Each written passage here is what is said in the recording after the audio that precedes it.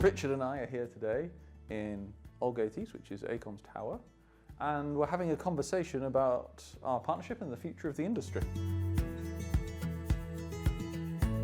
The future doesn't just happen. You actually have to forcefully create the future.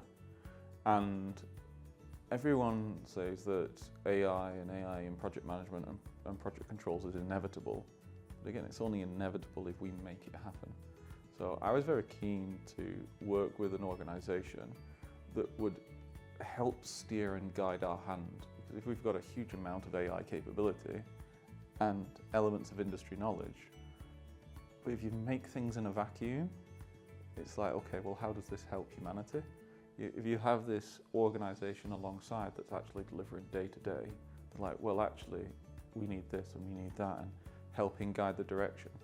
We can make something that's genuinely useful to everybody.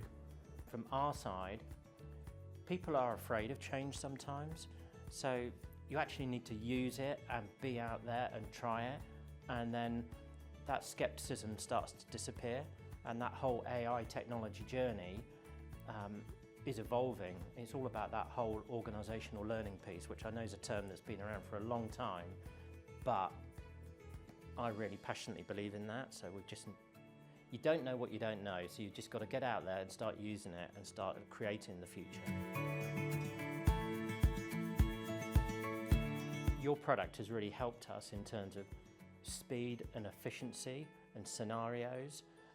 We're able to do things now at a fraction of the speed that we were 5 years ago in terms of adding value and looking at the critical paths and subcritical paths and really driving decision making. And controls at its core is really about trying to drive decision making and give senior leaders the information that they can make those decisions, or at least be informed on what the decisions we think they should make. They don't always make the right decisions, but at least we've given them the information and the scenarios and the logic behind that, and that AI and automation is a big part of that. And I think the future is really exciting on where that's going to go, of course. I do think there's an element where we're going to supplement project controls with what I'll call AI workers that are doing the repetitive and the grunt work. But there's this very strategic layer and a very personal layer which has the context of the project.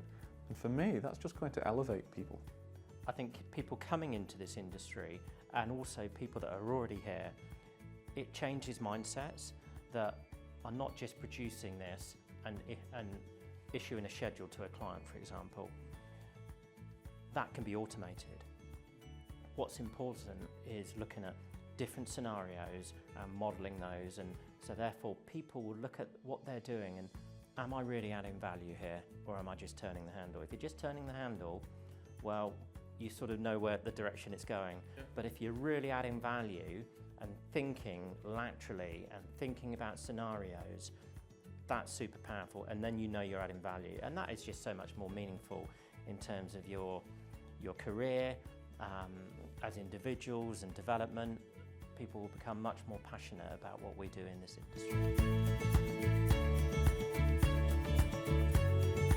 Well, we have a background in this industry of delivering late, delivering over budget, and controls takes it, to an extent, a degree of responsibility in that regard. I think in the next 10 years, because we're able to improve in terms of the efficiency and timing of turning data into information, I think at least we will know much earlier where we have problems, and then we can address those. I think that's the most important thing that can come out of that. The use and application of AI has actually grown, let's say, over the last 2 years. So 2 years ago, a lot of the noises I was hearing from around the industry was AI can do this job better than a human. So for example, analyze a huge amount of data. Now, it can only analyze the data it has. There's also unstructured contextualized data, which is where you need expertise. But that was like where people's minds were at of where it is. And then around a year ago, I saw a lot of people going, well, actually, there's a lot of the mundane, the repetitive, that actually if you bring multiple AI technologies together, like large language models,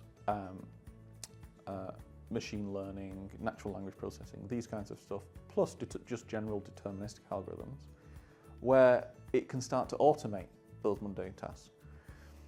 And now what I'm really starting to hear is something that probably gets me more excited than both of those, which is around democratization. And it comes to your point of information at the fingertips. If I look back at the history of project controls was really done by engineers designing the project until projects got so big and the expertise to do controls got so deep, and then individual pieces of software were built just for that job, it started forming silos.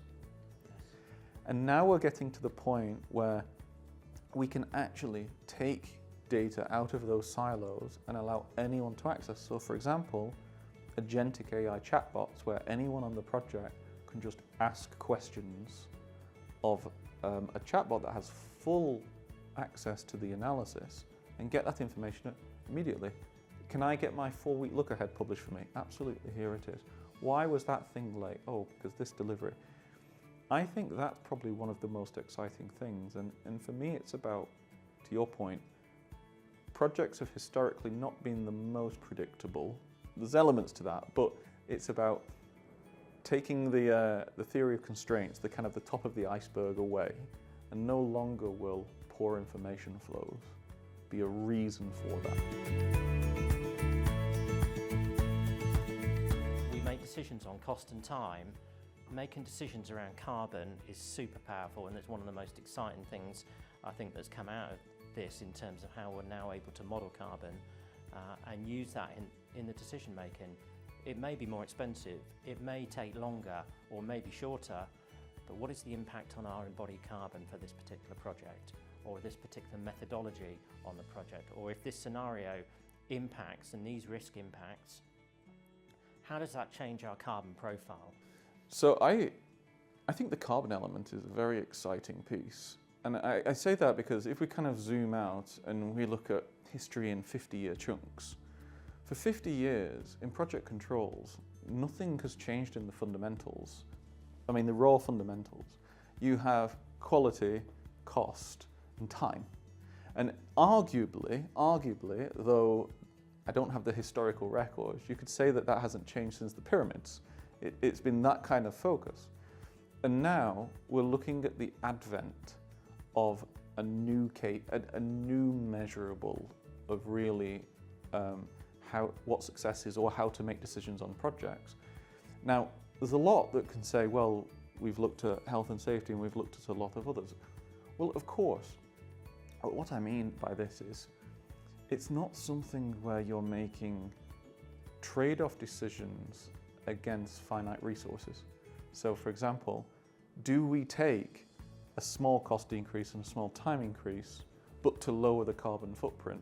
And that can only happen if we follow the rules of project controls, we S-curve things, we scenario test things, and when we actually have parity between these kinds of considerations.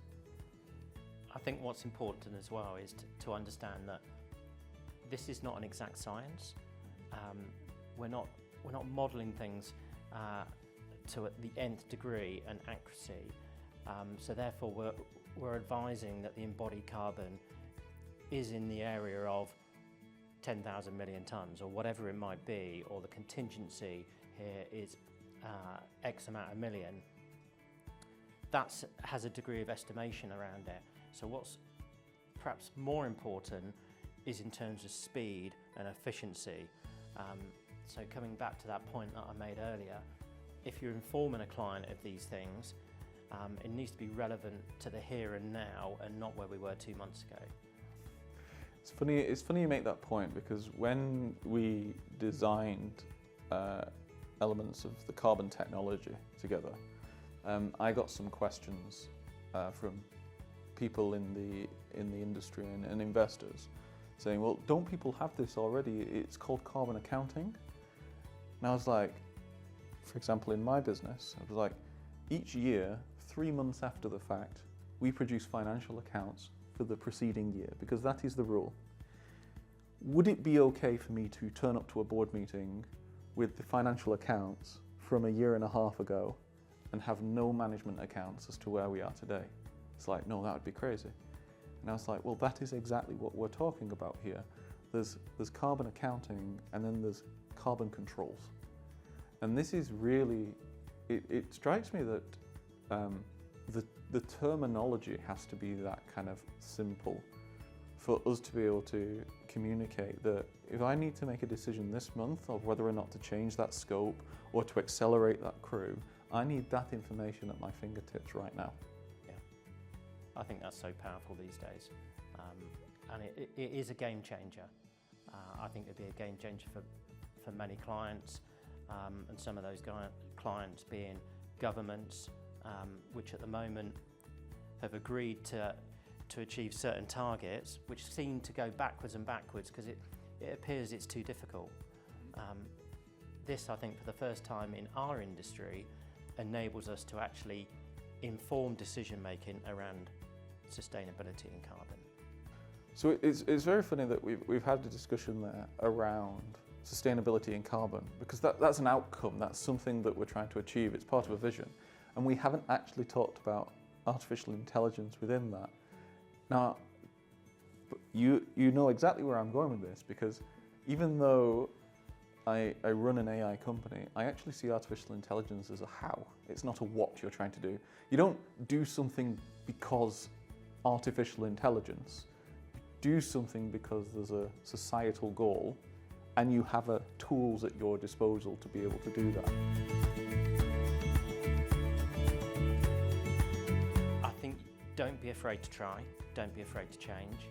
We found certainly over the last 2 years, in a way, I had to mandate people to get on the train and start using it and see what they didn't like and they did like, and feed that back to you, because there were things that we didn't like, and I think that's the beauty of this relationship, in as much as that we have improved the product and you fed back to us, and it's therefore been really powerful in terms of learning on both sides. But also from an industry perspective, this isn't necessarily just about AECOM and nodes and links. We as an industry need to be much better at what we do. And therefore, I think people just need to embrace it and try it and see what works. Other people may come up with better ideas, and that's great. But the whole industry needs to move its approach up the maturity ladder, as it were, in terms of the speed and delivery. I think you're correct there. I think a key part of that for me is, and this is how I look to build Nodes and Links as an organisation, is serendipitous skill sets. And what do I mean by that is true disruption happens when a skill set meets another skill set it's never met before. So if you have, for example, a project controller who is very competent at airport builds, for example, and they're very competent at, let's say, using the Microsoft suite of tools that have been around since the 90s, and then suddenly you pair them with a data scientist and a full suite of artificial intelligence, the first reaction is going to be, I feel uncomfortable. I don't know what this is, so my back brain is thinking fight or flight, I'm not sure. But once they're over that hump, they start uncovering ways of doing things, and actually new things they can do that they never thought possible before. And I echo your point there about we just have to get over that hump and start trying. And then for me, it's a slippery slope, because you find things that are very valuable and you find things you like, and then suddenly you're deeper in the rabbit hole. Both parties are deeper in the rabbit hole.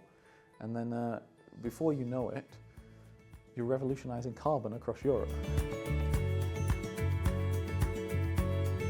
Bring it full circle, it comes back to what you said at the start, which is trust. So, you said our role is strategic leaders. We've got to think of a vision for the future, but we can't be absolutely sure what's going to happen. But what we can be sure of is that if we get clever enough people who are passionate and we support them and point them in the right direction, something will happen, and that something will be different than what's happened in the past. And the fundamental of that is actually a relationship that goes beyond paper and contracts. It's one that's saying, right, we're on this journey together and we're going to just, whatever it takes, we'll get there, wherever there is. And personally, I'm very proud of where we are today, and I'm also very excited about where we'll be in the next 6, 12, 24 months. It's, to your point, it's probably the most exciting time to be in project controls. Absolutely.